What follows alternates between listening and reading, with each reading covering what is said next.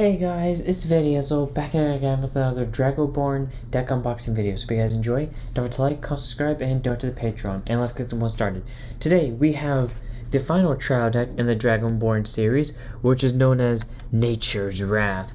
Now, if you know me, I'm always a fan of green colors in certain aspects of games. In terms of battle spirits, green is one of my favorite colors. In terms of magic, I did play a green deck at some point.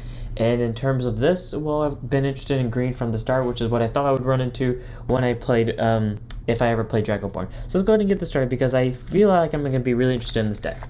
So first off, our main colors for it are going to be green, green, and yellow. So there's going to be far more green support cards than there are going to be yellow support cards, but yellow still got a good amount of support cards in this. So this is actually first example of the trial deck. I don't know why, but on the fucking, from far away enough, it looks like it's just green, green, green. But, this is actually our first trial deck, and our only trial deck that shows multiple color, not multiple color, but single color domination more or less, with one color splashed in between because of the two greens and the yellow. So this deck is known as a deck that develops its resources and field presence rapidly, expand your advantage, and overwhelm your opponent with the might of the land behind you. So, you know, in Alpha Dominance, you could expand your your resources pretty quickly, and now in this deck, what I feel like it's going to do is going to expand those resources just as quickly and kind of spam out a board as quickly as you get the resources. So we'll see about that, but this deck does seem very interesting, especially with this boss card on the front. I am a huge fan of wolves, and this thing somewhat looks like a wolf, and I'm willing to, kind of go for it. So, okay, I see a frog as our promo, which brings me, never mind, this is not a frog. I don't know what the fuck I'm talking about. So let's unbag that first off, move this to the side so I can organize these better for later. We get our standardized rulebook, flip to the top. Oh my god, I hit it. I hit it to the point where I was organizing my stuff. Our promo for this deck is Tanglewood Messenger, a level 1 elf, attack of 1 and endurance of 1, continuous. If you control 2 or more non-green creatures, it gets +2/+1. So it's a 3/2, and if you drag across it, it's a 4/3. If you have no other green creatures, if you control 2 or more non-green creatures. So all around really nice, especially because this deck is kind of like an elf support deck. So we got a really nice promo to support the deck out. And we have our playmat right here, which I will attempt to unfold properly. Why did we get the same playmat twice? Because this is the playmat for Kazuko. Not Kazuko. This is the playmat for Hellbeast, interestingly enough. And maybe it's just on one side that I see it, and maybe it's just not the other. Yep, it's the same back as the last time, where it's for Hellbeast, surprisingly. The deck is the right one, but the playmat's standard, by the way. But then the playmat is wrong. So we got our nice little deck here. Let's go ahead and unbox it. Thankfully, I've been being very careful with these because I actually like these deck boxes. We have our nice, and I already spilled the dice. Let me just close that. We have our nice, very special prismatic dice. As you can see, the see-through ones. I really like these dice. They look really cool in my opinion. I'm really glad Bushy made them before the game stopped. Oh my god, that was a perfect fucking spin. Did you see that? That was an accident, I swear, but oh my god, that was so cool. Can I slide this off? No, I cannot. So let's just quickly do this, grab the cards, and then break that off. So let's go ahead and do the deck itself. First up, we have our cost 7 main boy. Let me try to see if I just fix with the lighting of the computer, if it make it easier or harder to see. Okay. So we have Gears, Unbending Fury, creature beast, cost of 7, attack and endurance is both 6 each. Auto, when this creature is summoned, choose one of your forts with 2 or more barriers on it, and an opposing fort with 2 or more barriers. If you choose 2 forts, deal 1 damage to them. So pretty much, you can pick 2 forts, 1 on each side with 2 or more barriers, and you take out a barrier from each of them. Which is really interesting, a way to get rid of a fort for each one, or maybe a way to get rid of a dragon shield. So I really like this card.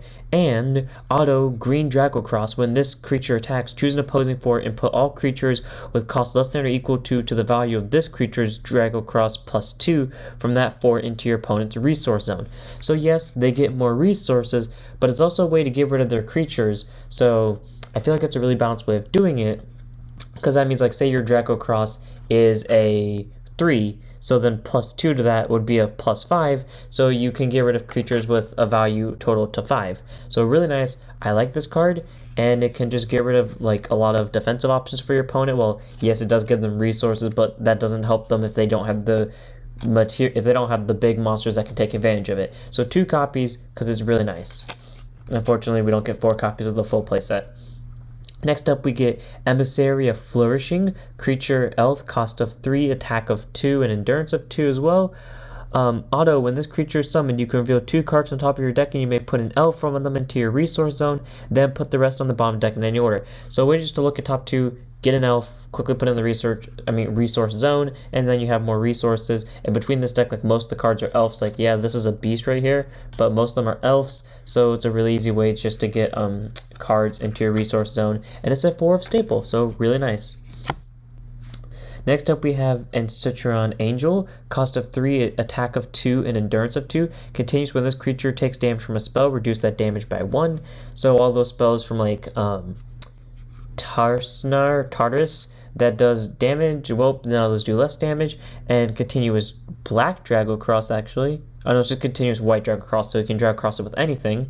When your creature takes damage, reduce that damage by 1. This ability can not reduce the damage to 0 or less. So pretty much you can reduce the damage down to 1, you can reduce it down to 2, you cannot reduce it to 0, unfortunately, but it's a way to defend your cards, and I really like it. Protects your big boys from being hurt really badly, and we get 4 copies of it. So we got 2 really good cards for yellow. And I really like that because yellow didn't get a trial deck, and they never really got a main boss monster, so it's nice that they're getting a lot of support. Next up, we have Darkbane Priest, cost of 2, attack of 1, endurance of 3.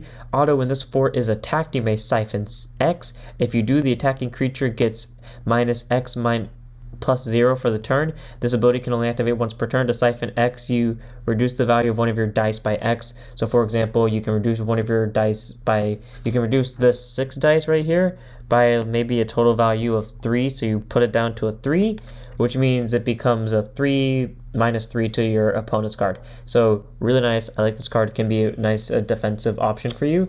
And we get a 4 of. Once more, even though this is not yellow's trial deck, and this is more of a green trial deck than a yellow trial deck, they've gotten some pretty good support. Like, we got them 4 staples, or at least in my opinion, 4 really good cards. Like, I think one of them should be a staple anyways, just an elf deck in general, and then everyone else is meh, but they're all 4 of.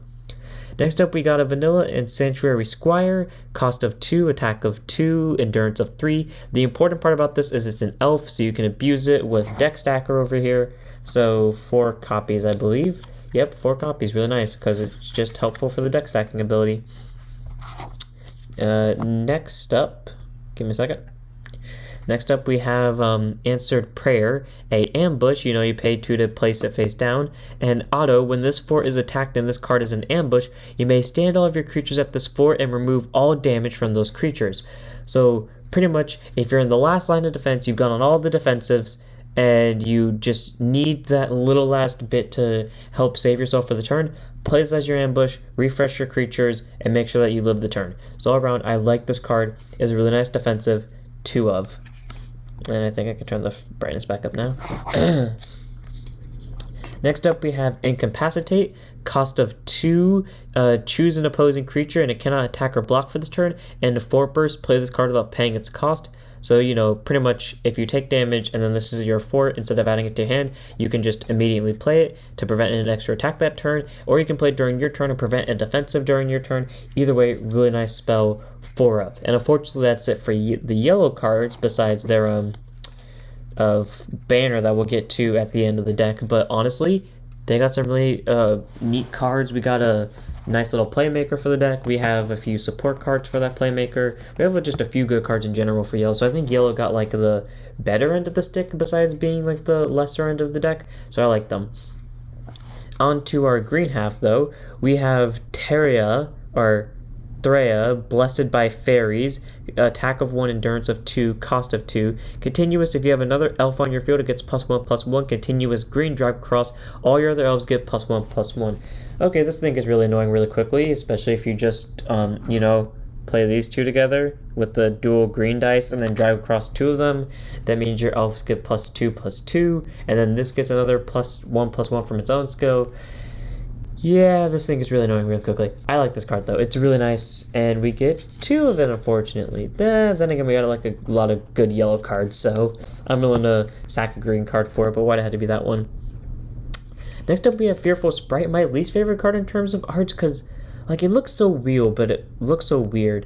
Cost of 1, attack of 0, endurance of 2. Auto, when this creature blocks, reveal the top card of your deck. If you revealed an elf, you may put it to hand. If you did not, you put the reveal card on the bottom and auto drag across of any color. When this creature blocks, it gets +0/+1 to end of that battle, and at the end of the battle, stand it. So a way to kind of be an infinite... As I drop my entire deck, it's a way to kind of be an infinite defender, which is really nice just to have. And also, you know, she can kind of just stack your deck for you. So all around, really nice. She has an attack ability, she has the blocking ability too. So she has versatility, and she is at 2 of. Next up, if I could not drop the card, that would be really helpful. Next up, we have Your Wizard Harry and Harry Potter over here. Favored Scholar, cost of 2, attack of 2, endurance of 1. Auto, when this creature is summoned, reveal the top 2 cards of your deck. You may summon a cost 2 or less elf from among them, then put the rest on the cards at the bottom of the deck in any order. It had to be cost 2 or less. 1 out of the range of this thing. Just 1. But either way, that's really good. A way to stack your deck once more, and then a way just to kind of get an extra call out for no apparent reason. So I really like this. It's a nice card to have, and we get 2 of it. Really, did yellow just get all the 4-ofs? Because how many cards in this deck that are green that have 4-ofs? Okay, I say that now, and I look 1 card over, and we have a 4-of. Next up, we have Nimble Outrider, cost of 2, attack of 2, endurance of 2. Continues, this creature cannot be chosen by spells or abilities. So basically, you can't target it, your opponent cannot target it, making it immune to everything. I like this card. It has a really nice play in decks that target a bunch of things, so 2 of. Next up, we have Chrome Gear Paladin, cost of 6, attack of 6, endurance of 8. Big ass vanilla. I would run this in Alpha Dominance just because the deck gets a lot of power and it can get resources very quickly. I would probably shove it in this because this deck does not seem to get resources very quickly, but it does seem to get a field very quickly, I think is what they meant. So I like this thing. Seems very interesting. I'll give it a 4 of. Next up, we have Dauntless Lancer. Cost of 3, attack of 3, endurance of 4. Just a vanilla. Nothing too special about it, but, you know, it has endurance of 4, making it a nice defensive against anything that isn't a boss monster. So I'll give it that. Next up, we have Untested Scout. Cost of 2, attack of 2, endurance of 2. Auto, when this creature is summoned, reveal the top 2 cards. If you revealed an elf, choose one of your other elves. Choose one of your elves in general, including itself, and it gets +2/+2 for the turn. Then put the reveal cards on the bottom. So pretty much, you can look at top 2. If you see an elf, regardless if they go to bottom, but if you see an elf, something gets +2/+2, if it's an elf as well. So all around, a really nice card. It works really well in this elf build, and we get 4 of it, so I like it a lot, so 4 of. Next up, we have Untested Archer, cost of 1, attack of 1, endurance of 1. Continuous, if you have another elf, it gets +1/+1. So pretty much it's a 2/2, and if you combine it with any of your other elves, especially the thing that's a 2 of, where if it's green drive across, all your elves go +1/+1, this becomes a +3/+3. So all around, really nice. We got a 4 of. Honestly, the elves do really well. Like, the elves kind of just, they're mini archer support cards on their own, followed by, if they somehow live through the elf rush, they have to deal with this motherfucker. So yeah, that's a thing. And then we have an ambush and cleanse. Actually, no, not an ambush, but an ambush destroyer. And cleanse, a cost 2 spell. Choose an ambush and destroy it. So you can get rid of those pesky ambushes. In the end of the game, but they have a face down ambush. You don't know what it is, and you don't want to risk your plays, especially when you're close to death too. Just quickly bop their thing with cleanse, and boom, you win the game.